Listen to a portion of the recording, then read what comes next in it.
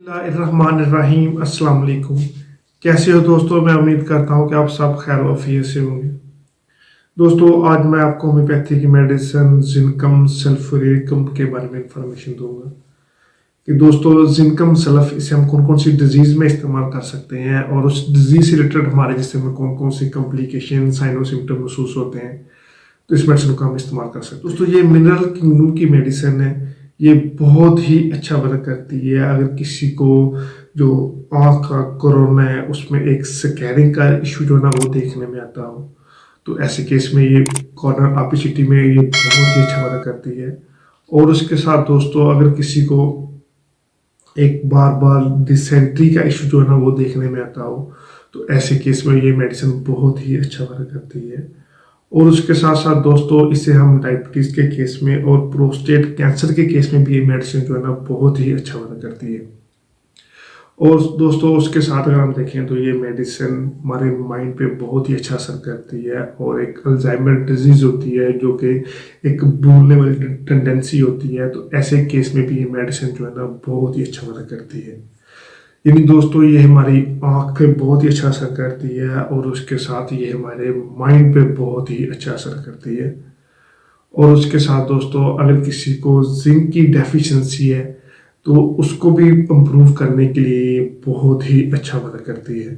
यानी अगर किसी को हेयर लॉस का जो है ना वो सिम्टम वो देखने में आ रहा है, या फिर अगर किसी को बार बार डायरिया डिसेंट्री का इशू जो है ना वो देखने में आ रहा है, या फिर अगर किसी को लॉस ऑफ टेस्ट है या लॉस ऑफ स्मेल का इशू यानी वो देखने में आ रहा है, यानी जिनकी स्मेल जो है ना वो ख़त्म हो गई हो, या जिनकी जो एक टेस्ट है जायका है वो ख़त्म हो गया हो, तो ऐसे केस में ये मेडिसिन बहुत ही अच्छा मदद करती है।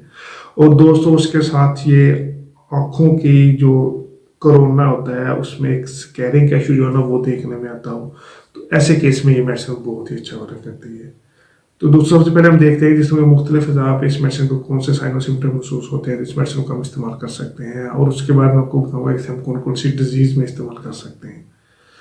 तो दोस्तों ये तमाम इन्फॉर्मेशन मैं आपको इस वीडियो में बताऊंगा, तो मेरी सबसे गुजारिश है कि वीडियो को अंत तक लाजमी देखें। मैं दोस्तों होम्योपैथी की मेडिसिन जिनकम सल्फ ये बहुत ही अच्छा असर करती है हमारी आँख वाले हिस्से पे। यानी अगर किसी को कोरोना में जो कोरोना एरिया होता है कोरोना होता है उसमें एक स्कैरी का इशू जो है ना वो देखने में आ रहा हो, मैं आपको पिक लगा दूंगा। अगर किसी को इस तरह का सिम्टम जो है ना वो देखने में आ रहा हो, या जब भी पेशेंट देखता हो तो उसमें अच्छी तरह से पेशेंट जो है ना वो देख नहीं पाता हो, उसमें एक नीले कलर के फ्लैटनेस जो है ना वो देखने में आते हो, उसको विजन जो है ना वो बहुत ही ब्लर हो गया हो, तो ऐसे केस में ये मेडिसिन बहुत ही अच्छा वर्क करती है। और उसके साथ दोस्तों अगर किसी को सर पे माइग्रेन हेडेक का सिम्टम जो है ना वो देखने में आ रहा है, तो ऐसे केस में भी ये मेडिसिन जो है ना बहुत ही अच्छा वर्क करती है। और उसके साथ दोस्तों ये डिसेंट्री के केस में भी ये मेडिसिन बहुत ही अच्छा वर्क करती है, जिसमें पेशेंट को बार बार एक लूज मोशन और एक पिचेस और मरोड़ का सिम्टम जो है ना वो देखने में आ रहा हो, तो उसके साथ कभी कभार पेशेंट को एक वोमिटिंग का सिम्टम जो है ना वो भी देखने में आ रहा हो, तो ऐसे तमाम केसेस में ये मेडिसिन बहुत ही अच्छा वर्क करती है। पहले अगर हम हेड वाले रीजन की तरफ देखें तो ऐसे पेशेंट जिनको सर पे हेड का सिम्टम जो है ना वो देखने में आता है, वो पेशेंट को डिप्रेशन वाला सिम्टम जो है ना वो माइंड चिड़चिड़ा माइंड हो, डिप्रेशन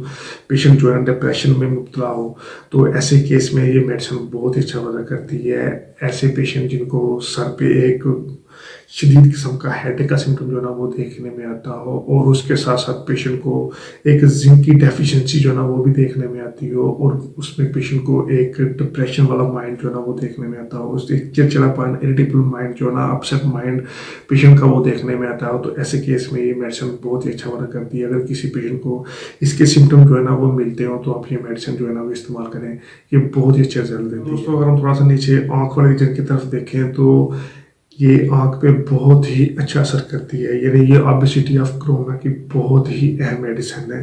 यानी यह एक ऐसी कंडीशन होती है जिसमें जो पेशेंट की आइज होती है उसका कोरोना होता है, आँख का जो कॉर्नर होता है उसमें एक स्कैरिंग जो है ना वो बन जाती है, तो जो कि लाइट हमारी आँख पे जाती है और उसके साथ साथ ही हमारी जो कॉर्नर से पीछे रेटिना की तरफ जाती है, तो उसमें एक जो है ना एक डिस्ट्रक्शन जो है ना वो देखने में आती है। और जब इसमें एक स्कैरिंग बन जाती है तो जो वो जो हम देखते हैं, एक आई जो नज़र होती है, एक विजुअल इफेक्ट होता है, वो अच्छे से हमारे रेटिना में नहीं जाता, जिसकी वजह से जो विजन जो है ना वो ब्लर होता है। और उस ब्लर विजन की वजह से जो पेशेंट है उसको सामने एक फ्लैटनेस, जो नीले कलर के हल्के फ्लैटनेस जो है ना वो देखने में आते हैं।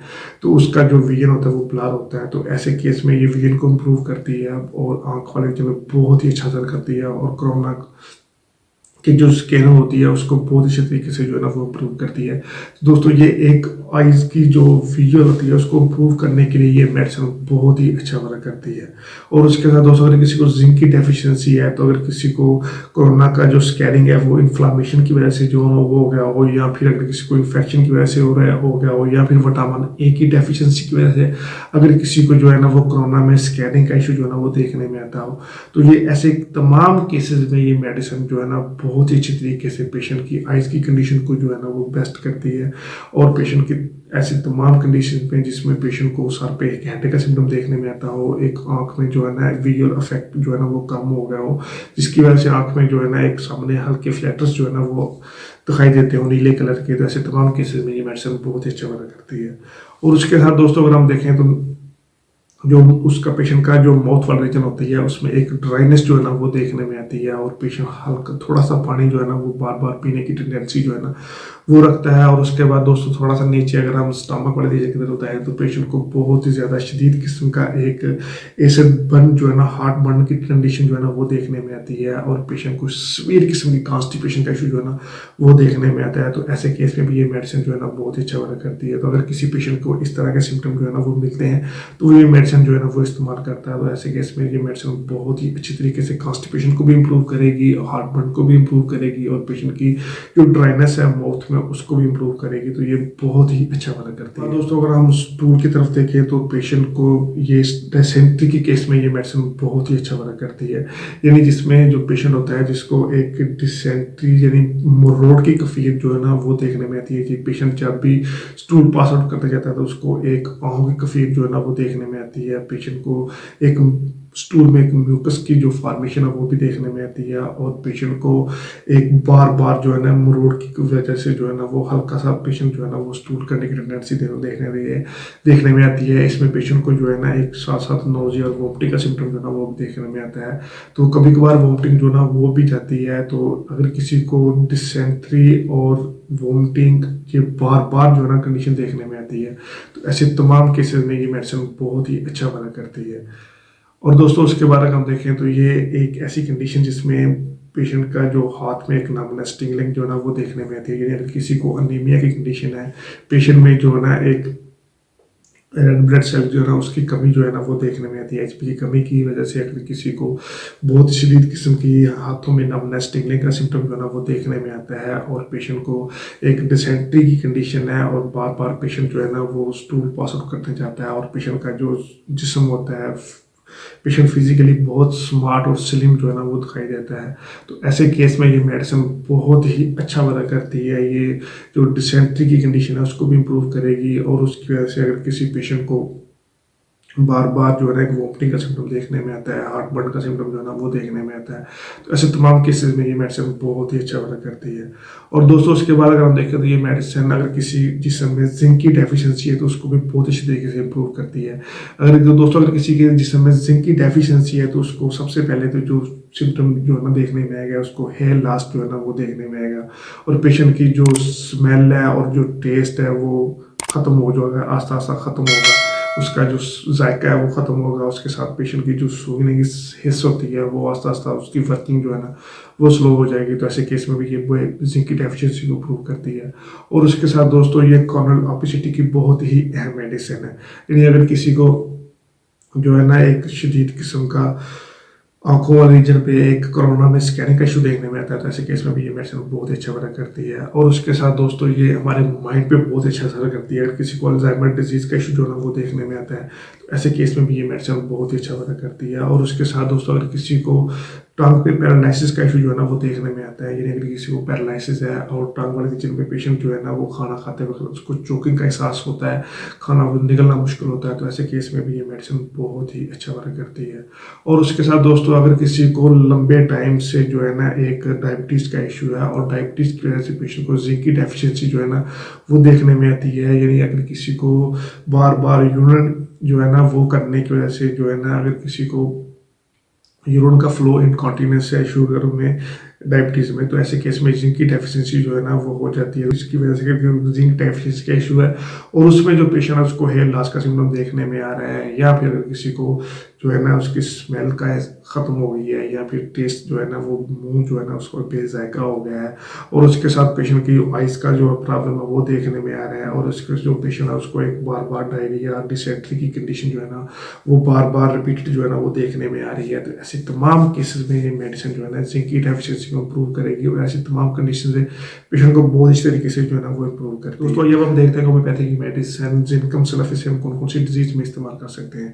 तो दोस्तों सबसे पहले हम देखें तो ये मेडिसिन ओपेसिटी ऑफ कॉर्निया की बहुत ही अहम मेडिसिन है, जिसमें जो पेशेंट होता है उसको जो कॉर्निया होता है उसमें एक स्कैरिंग इशू जो है ना देखने में आता है, जिसकी वजह से जो लाइट है वो रेटिना पे जब जाती है तो उसमें एक बहुत ही एक विजुअल जो है ना वो क्रिएट नहीं हो पाता, जिसकी वजह से सामने आँखें सामने जो है ना फ्लैटनेस जो है ना वो देखने में आते हैं।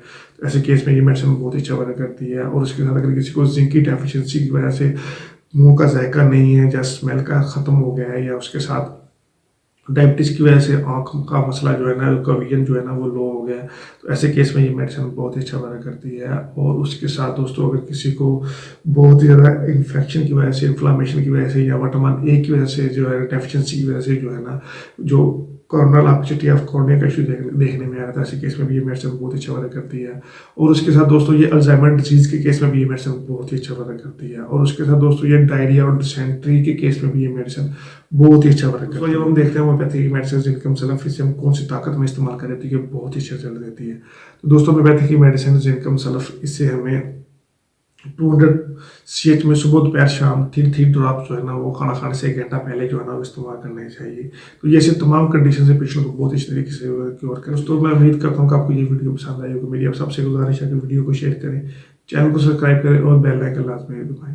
थैंक यू, अल्लाह हाफिज़।